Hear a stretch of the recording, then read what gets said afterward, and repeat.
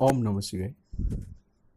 आज का टॉपिक है तो कीमियागिरी के अंतर्गत ही, पर थोड़ा अलग सा है। क्या पारे को शरीर पे चढ़ाया जा सकता है? और चढ़ाया जा सकता है तो कैसे? देखिए, जो भी जैसा ग्रुप हो वो वैसे ग्रुप में सेट हो जाता है। मैं ये कहना चाहता हूँ कि कीमियागर जो लोग हैं, वो अपना ग्रुप होता है, उसमें कीमियागिरी की ही बातें चलती रहती है। तो एक बार क्या हुआ कि मैं अपने दोस्त के साथ बात कर रहा था, तो मेरा एक जो दोस्त था उसको पता नहीं था कि कीमियागिरी के बारे में भी हम लोग इसमें डिस्कशन करते हैं और आगे बढ़ते रहते हैं। अचानक से उसके आने के बाद उसने देखा तो हम लोग कीमियागिरी की बात कर रहे थे। तो उसने थोड़ी रुचि ली और उसके बाद बताया कि देखिए, मैं कीमियागिरी के बारे में तो कुछ इतना ज़्यादा इंटरेस्टेड नहीं हूँ, पर मैं ये बता सकता हूँ कि पारे के ऊपर मैं कुछ अलग सा जानता हूँ जो शायद आप लोगों ने को काम आ जाए। तो जब पारे की बात आती है तो कहीं ना कहीं तरह से उसके बारे में सोचना समझना जानना जरूरी हो जाता है।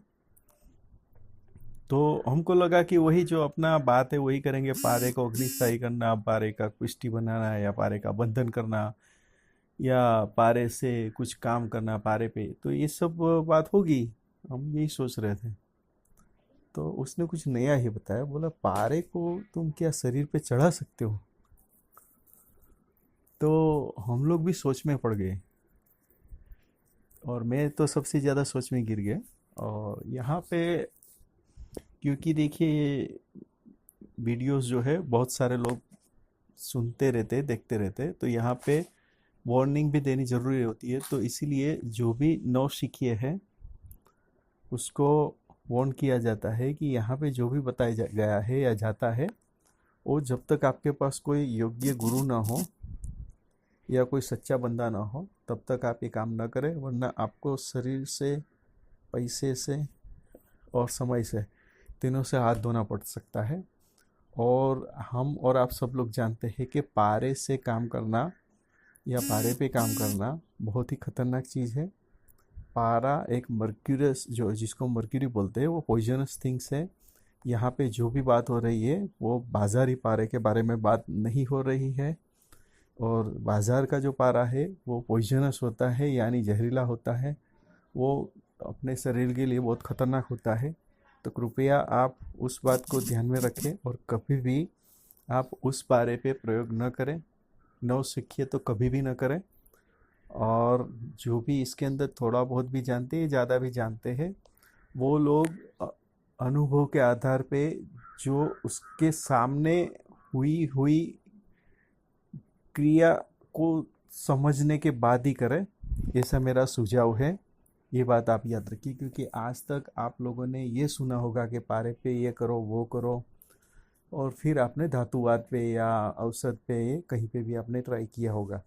आपने कहीं कहीं जगह पे सुन लिया होगा कि भाई पारे को खाया जाता है। पारे को खाया नहीं जाता है। मेरे पास पारे को खाने के लिए कोई भी आइडियाज़ या स्टोरी अब तक तो है नहीं, आगे आई तो बताएंगे, क्योंकि मेरे अनुभव में ऐसा कुछ आया नहीं है कि किसी ने पारा खाया हो। और मैं तो मना बोलता हूँ कि पारे को खाना नहीं चाहिए। पर अभी आ जाते हैं मुद्दे पे। तो जब हमने कहा कि पारे को चढ़ाया जाता है, तो मैंने मेरे दोस्त को पूछा कि पारे को चढ़ाया जाता है तो फिर आप पारे को खाने की बात कर रहे हो? तो उसने बताया नहीं, पारे को खाना की ज़रूरत नहीं है, पारे को आवश्यकता नहीं है, और पारे को खाना भी नहीं चाहिए। और मैं उसके पक्ष में नहीं हूँ, ऐसा उसने बताया। तो फिर हमने बोला यार, तो फिर आप पारा कैसे चढ़ाओगे? वो पता नहीं चला। फिर अचानक से एक बात याद आ गई कि हिंदी में और गुजराती में भी कहावत है, पता है? अरे चलो इसको पारा चढ़ाते हैं, या बोलते हैं इसको पारा चढ़ गया, देखो हाँ अभी पारा चढ़ गया, देखा कैसे अचानक से पारा चढ़ गया। तो ये कहावत भी कुल मिला के आप देखो तो वो कहीं ना कहीं इसके ऊपर हिंट देती है। ठीक है। तो मुझे ज़्यादा उत्सुकता हुई तो मैंने अपने दोस्त को पूछा कि भाई आप पारा कैसे चढ़ाओगे, या क्या आप चढ़ा के बता सकते हो? तभी उसने बोला हाँ, चढ़ा के दिखा देंगे, और क्या है। फिर हमने उसके बाद एक हफ्ते का टाइम लिया और नेक्स्ट हफ्ते मिलने का तय किया कि भाई नेक्स्ट हफ्ते मिलेंगे, और वो पारा कैसे चढ़ाएंगे वो देखेंगे। नेक्स्ट हफ्ते जब मिलना हुआ तो वो अपने साथ शुद्ध पारा लेके आया। अभी वो कौन सा पारा लेके आया वो तो पता नहीं है, पर वो एक बात तो पक्की थी जो हमने उसको पूछी थी, और वो ये थी कि बाज़ार का पारा नहीं था। तो ये बात आपको भी याद रखनी कि बाज़ार का पारा, ये जो यहाँ पे बताया गया है उसमें बाज़ार का पारा इस्तेमाल नहीं हुआ है, ठीक है। उसने वो पारा लेके जड़ी बूटी कुछ लिया और जड़ी बूटी का रस डाल के, जैसे हम लोग खैनी हाथ में बनाते हैं ना, खैनी बोले कि तंबाकू बनाते हाथ से रगड़ते हैं, ऐसा करके रगड़ा तो उसके पूरे शरीर में वो पारा चढ़ गया।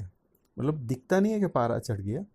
फिर उसने वो टेस्टिंग बताया कि आप देखो, तो जब टेस्टिंग किया तो हम लोग भी आश्चर्यचकित हो गए। तो कुल मिला के देखा तो 2 या 3 सेकंड के अंदर उसके पूरे शरीर के रोम रोम में पारा घुस गया था, जिसका उसने टेस्टिमेशन बताया। और वो टेस्टिमेशन जब हमने किया तो हम भी विश्वास नहीं हुआ कि पूरा 3 सेकंड के अंदर या 2 सेकंड के अंदर सिर्फ जड़ी बूटी से जो शुद्ध पारा था वो पारा पूरे शरीर के अंदर आवर्तित हो गया, ग्रैब हो गया।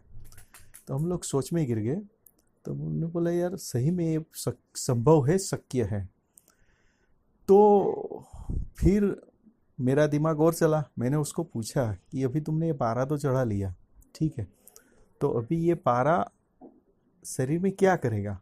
तो वो हंसने लगा और बताया यार वो तो मुझे भी पता नहीं है, पर ये क्रिया मुझे किसी ने सिखाई थी और मुझे आगे उसने मुझे जड़ी बूटी दिखाई। और तो मैंने उसको फिर आग्रह नहीं किया कि वो मुझे जड़ी बूटी भी बताए।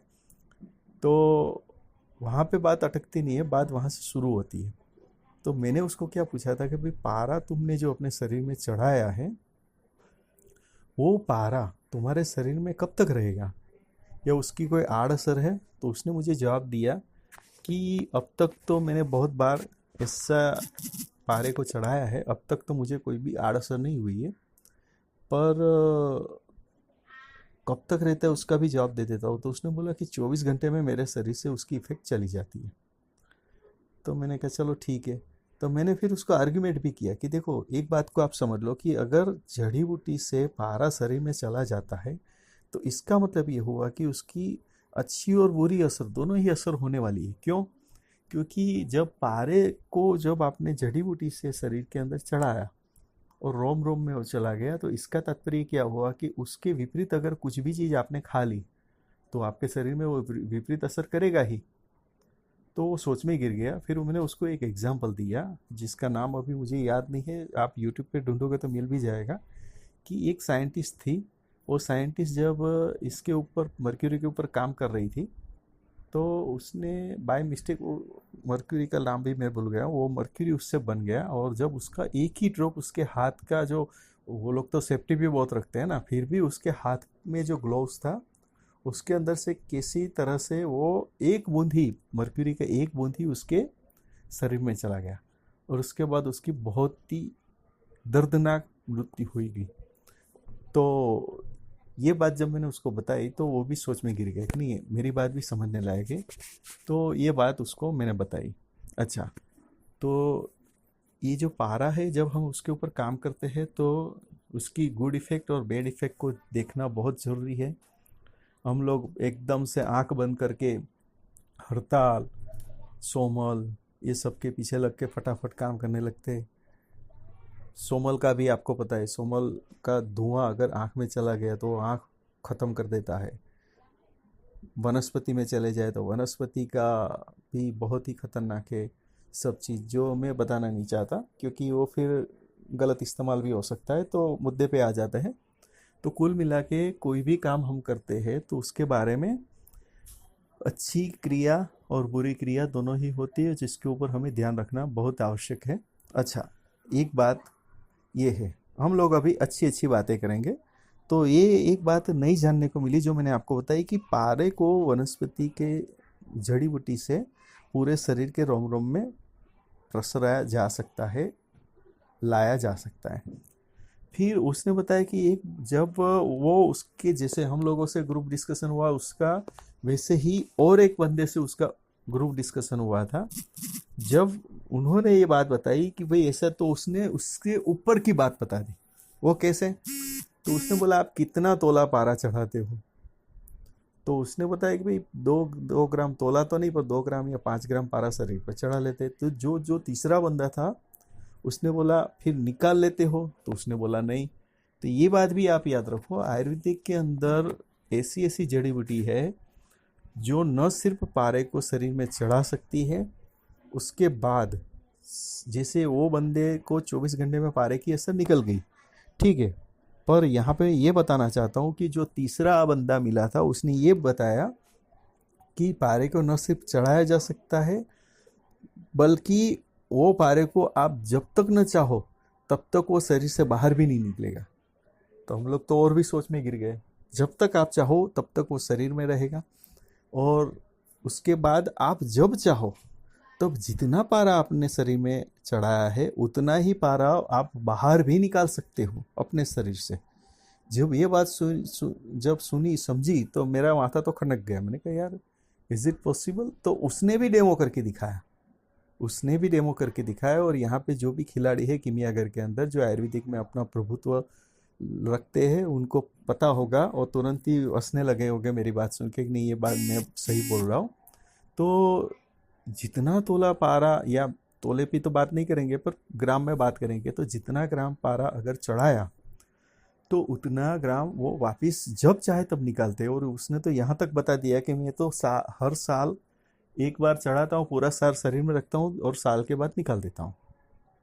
ये बात जब सोची समझी और आज जब फ्री बैठा था तो मैंने कहा चलो इसी बात पे पारे के बारे में कुछ नया बताते हैं, और ये सोच के मैंने फिर ये वीडियो बनाने का सोचा।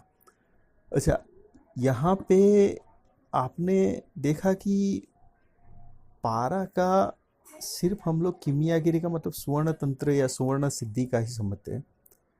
यहाँ पे जब उससे थोड़ी और लंबी बात हुई तो उसने बताया कि, मैंने कहा चलो आपने 1 साल तक पारे को शरीर में रखा तो उसकी वजह क्या थी?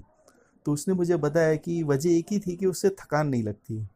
चाहे 5, 10, 20, 25, 50 किलोमीटर भी चल जाओ तो ऐसा लगता है कि जैसे थोड़ा ही, मतलब चलो अभी जैसे चले हैं, मतलब उससे थकान नहीं लगती है या तो थकान कम लगती है।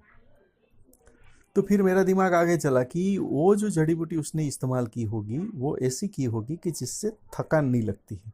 आगे मैंने पारे के बारे में बहुत कुछ बताया है वीडियो के अंदर, जिसके अंदर बताया था कि शरीर के मस्तिष्क वाला पारा बनता है, ये पारा बनता है। तो बहुत सारे पारे के बारे में मैंने उस टाइम पे आयुर्वेदिक पारे के बारे में डिस्कशन की थी। तो आज फिर वो याद आ गया, तो इसके ऊपर मैंने कहा चलो वो जो उस टाइम पे बात हुआ था और अभी जो बात करें उसमें थोड़ा आगे की स्टोरी बने और इसका इम्पोर्टेंस पता चले, और ये कितनी इम्पोर्टेंट चीज़ है और कितनी खतरनाक भी चीज़ है, वो दोनों ही बात पता चले। इसके लिए मैंने ये वीडियो बनाने का सोचा। तो यहाँ पे सुनने वाले सभी लोगों को यही कहना चाहता हूँ कि देखिए उसकी साइड इफ़ेक्ट भी आप देखना ज़रूर चाहे, और क्योंकि आप सब लोग जानते हैं कि देवी शक्ति वाला काम है, तो जब तक आपके पास दोनों साइड का व्यू ना हो और एक्सपीरियंस्ड ना हो तब तक आपको ये काम नहीं करना है। अच्छा, आप सोचोगे कि मैं हर एक बार दोस्त का नाम क्यों लेता हूँ कि आप, मेरे दोस्त ने ये किया, मेरे दोस्त ने वो किया। तो मैं आपको यहाँ पे यही कहना चाहता हूँ कि मैंने अपने जो मेरी सगी आँख से जो देखा है वही एक्सपीरियंस यहाँ पे दे रहा हूँ। मैं वो एक्सपीरियंस नहीं दे रहा हूँ कि ये रमन भाई के गुरु के चाचा के भतीजे ने ऐसा किया था, ऐसा नहीं बता रहा हूँ। जो मैंने देखा है, मैंने खुद ने जो अनुभव किया है वही दिखाने की कोशिश की है, जिससे बात हवाई ना लगे, बात में गप्पे ना आए, और किमियागिरी के अंदर कहीं ना कहीं जगह पे हमें एक दूसरे को हेल्प मिलती रहे, सहायता मिलती रहे, उसका भी हमने ध्यान रखा है। तो ये बात आप थोड़ा ध्यान दीजिएगा, और आशा करता हूँ कि आज का टॉपिक